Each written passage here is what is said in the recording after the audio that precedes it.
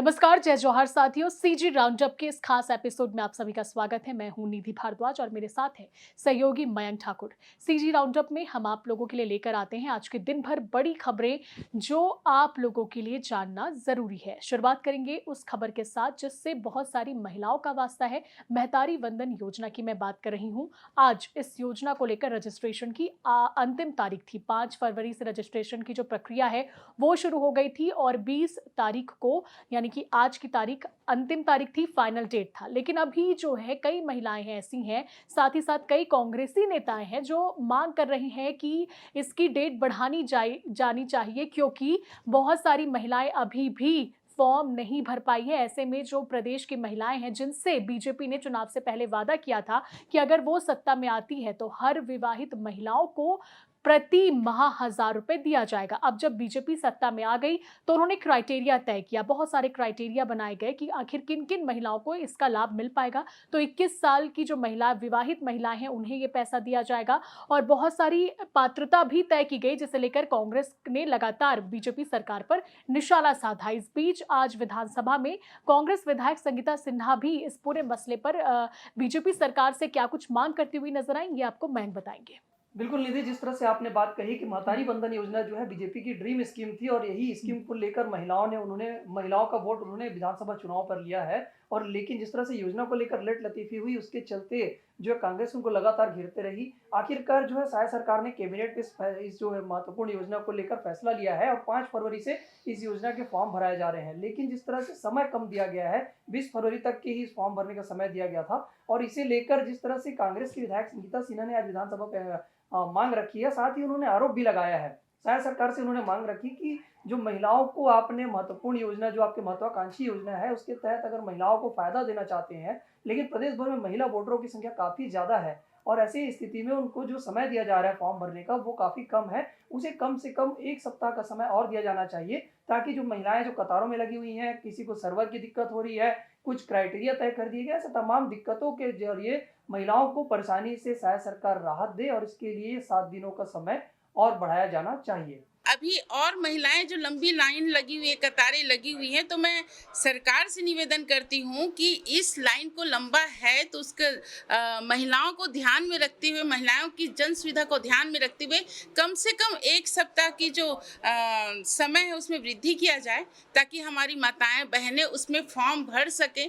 कई महिलाएं वंचित हैं, उनको भी भरने का समय दिया जाए, क्योंकि मोदी जी बहुत लंबी लाइन महिलाओं को लगाए हैं और इस बार फिर से हमारी विष्णुदेव जी की सरकार फिर से वही लंबा लाइन लगाने का काम कर रही है। महतारी वंदन योजना के तहत निश्चित तौर पर बीजेपी महिलाओं को अपने पक्ष में करने की कोशिश कर रही है और इस योजना के तहत 8 मार्च से जो पात्र महिलाएं हैं उनके अकाउंट में पैसे भी आना शुरू हो जाएंगे। अब कुछ ही समय में लोकसभा चुनाव भी है, देखने वाली बात होगी कि महतारियों का जो सपोर्ट है वो बीजेपी को इस लोकसभा चुनाव में कितना मिल पाता है। चलिए रुक करते हैं अब अगली बड़ी खबर की ओर। तो छत्तीसगढ़ विधानसभा का बजट सत्र जारी है और आज बजट सत्र में अवैध रेत उत्खनन का मुद्दा काफी ज्यादा गरमाया। बीजेपी के विधायक लता उसेंडी ने ये पूरा मसला उठाया, जिसके बाद वित्त मंत्री ओपी चौधरी ने बड़ा ऐलान करते हुए कहा कि प्रधानमंत्री आवास योजना के लिए जो रेत होंगे उसकी परिवहन मुफ्त में की जाएगी, यानी कि इस योजना के तहत जो भी रेत लगेगा उसे सरकार मुफ्त में देगी, गांव में इसकी सप्लाई मुफ्त तरीके से की जाएगी। इसके अलावा और भी बहुत ज्यादा मुद्दा इस पूरे मसले को लेकर गरमाया। क्या कुछ था ये आपको मैं बताएंगे। बिल्कुल निधि, छत्तीसगढ़ में अवैध रेत उत्खनन को लेकर आज पूरी तरह से विधानसभा में जो है जमकर हंगामा हुआ है और न केवल सत्ता पक्ष के विधायक, माफ कीजिएगा, विपक्ष के जो विधायकों के अलावा सत्ता पक्ष के विधायकों ने ही अपनी सरकार को घेरा है। और सत्ता पक्ष के जो सीनियर विधायक है धर्मजीत सिंह, उन्होंने सीधे तौर पर जो है अवैध रेत उत्खनन को लेकर बड़ा आरोप लगाया और तो और उन्होंने ये भी कह दिया कि अवैध रेत उत्खनन जो है पूरी तरह से आज भी जारी है और रेत माफिया बेखौफ होकर तमाम प्रदेश की नदियों को छलनी कर रहे हैं। और साथ ही उन्होंने ये एक बड़ा ऐलान कर दिया है, बड़ा बयान उन्होंने दिया है कि अगर जो है सरकार अभी जांच करती है और तमाम नदियों पे अगर 200 से ज्यादा जो गाड़ियां उत्खनन करते नहीं दिखेगी तो वो अपने पद से इस्तीफा तक देने को तैयार हैं।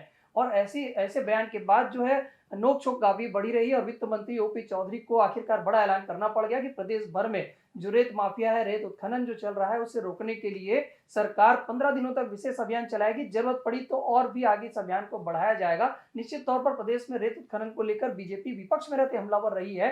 अब सत्ता पक्ष में आने के बाद एक्शन मोड पे शायद सरकार आती दिख रही है और निश्चित तौर पर सरकार के ही इस विधायक जो है अपनी सरकार को घेरते इसमें दिखे हैं। अध्यक्ष महोदय, जैसा कि आदरणीय सदस्य ने कहा है कि आगामी 15 दिन तक कठोर कार्रवाई की जाए, जो गलत कर रहे हैं उसको विभाग के जितने स्टाफ हैं, जितना फ्लाइंग स्क्वाड है, उसका पूरा प्रयोग करते हुए आगामी 15 दिन 20 दिन लगातार हम लोग अच्छे से कार्रवाई सुनिश्चित करेंगे। एक पूरा पखवाड़ा चलाइए जी।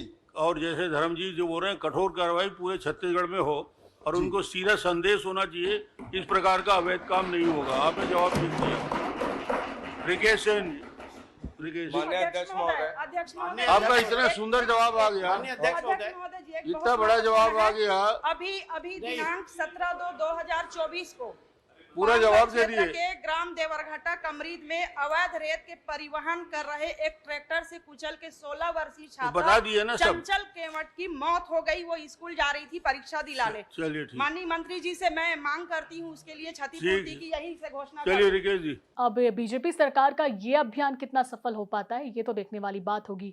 इसके अलावा हमने देखा था कि बीते दिनों कैसे दीपक बैज और भूपेश बघेल ने बड़ा दावा करते हुए बीजेपी पर गंभीर आरोप लगाए थे कि बीजेपी कांग्रेस नेताओं के साथ संपर्क में है, उन्हें फोन करती है, कॉल आ रहे हैं, बड़े बड़े ऑफर दिए जा रहे हैं ताकि वो पार्टी में शामिल हो जाए। कुल मिलाकर जोड़ तोड़ की जो ये राजनीति चल रही है, इन आरोपों को लेकर डिप्टी सीएम अरुण साव ने बड़ा बयान देते हुए कांग्रेस पर पलटवार किया और साफ तौर पर कहा कि ये सब अनावश्यक बयानबाजी हैं, बातें हैं। बीजेपी को बिल्कुल भी जरूरत नहीं है कि वो इस तरीके से जोड़ तोड़ की राजनीति करे। सुनिए उन्होंने क्या कुछ कहा। कांग्रेस के नेता डरे हुए हैं